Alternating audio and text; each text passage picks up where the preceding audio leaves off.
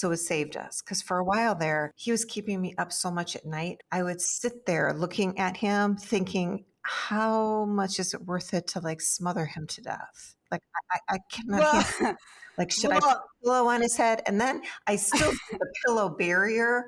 Like, if it's really bad, like if he's been out and we're like extra tired, I don't know what I think the pillow barrier at 2 a.m. is going to do. But I put up a pillow barrier, and the next morning he'll be like, Lynn, I'm so sorry. I see the pillow barrier, the pillow wall. you know, I do that too. I don't know why I think putting a pillow between us is going to do anything, but I do the same thing. It does nothing.